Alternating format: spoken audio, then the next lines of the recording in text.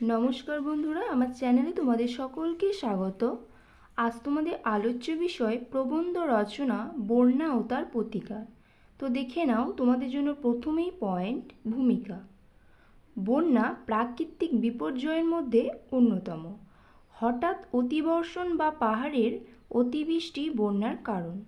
কখনো নদীর গতি পরিবর্তনের জন্য প্রচুর একাধিক নদী মজে গিয়ে সেই জলস্রোত অন্য নদীর জলস্ফীতির কারণ হয়ে দাঁড়ায় এবং এভাবেই বন্যার আবির্ভাব ঘটে।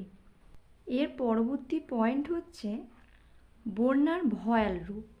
বন্যার সংহার মূর্তির সঙ্গে আমরা বিশেষ করে বঙ্গবাসীরা ভীষণভাবে পরিচিত।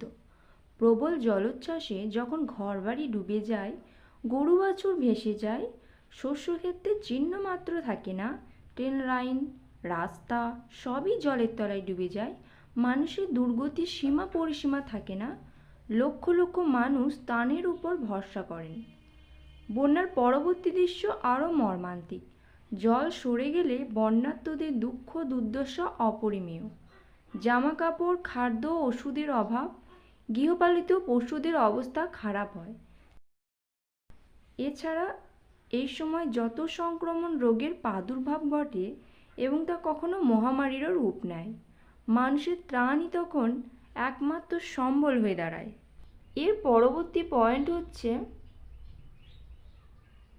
বন্যার কারণ।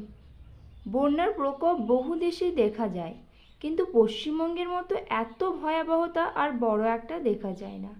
তবে বর্তমানে মুম্বাই, কেরল, চেন্নাই, কর্ণাটকেও বন্যার প্রকোপ অত্যন্ত বেশি। পশ্চিমবঙ্গ নদীবহুল দেশ, কিন্তু এই নদীগুলোতে জল নিকাশির সুষ্ঠু বন্দোবস্ত নেই। নদীখাতের গভীরতা দিনে দিনে হ্রাস পাওয়ার ফলে বিপুল জলরাশিকে জলধারে ধরে রাখার প্রয়োজনীয় পরিকাঠামো নেই।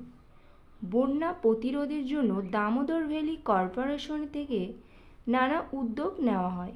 গঙ্গার দক্ষিণ পশ্চিমবঙ্গের প্রধানতম জল নিকাশি প্রণালী হল ভাগীরথী হুগলি নদী। তবে এই নদীর জল নিকাশি ক্ষমতাও দিনে দিনে হ্রাস পাচ্ছে। এরপর তোমাদের জন্য শেষ পয়েন্ট উপসংহার। আমাদের সরকার বহুকাল থেকেই বন্যা নিয়ন্ত্রণের জন্য অনেক পরিকল্পনা করেছেন, কিন্তু তা কার্যকরী হয়নি। তবে এটা ঠিক যে পশ্চিমবঙ্গে শুধু জল নিকাশি ব্যবস্থা প্রবর্তন করা মোটেই অসাধ্য নয়। সম্যক বৈজ্ঞানিক সমীক্ষার উপর নির্ভর করে সিদ্ধান্ত করা যায় যে সহজেই সুষ্ঠু জল নিকাশ ব্যবস্থার মাধ্যমে পশ্চিমবঙ্গে প্লাবনের প্রকোপ প্রশমিত করা যায়। তাছাড়া শুধু কলকাতা বন্দরকেই রক্ষা নয়, তার নাব্যপথে যথেষ্ট উন্নয়ন করা যায়। সম্পূর্ণ ভিডিওটা দেখার জন্য তোমাদের সকলকে অসংখ্য ধন্যবাদ এবং অবশ্যই চ্যানেলটাকে সাবস্ক্রাইব করে রেখো আরও ভিডিও পাওয়ার জন্য। আর বন্ধুদের মধ্যে কিন্তু ভিডিওটা শেয়ার করো। সকলেই ভালো থেকো, ধন্যবাদ।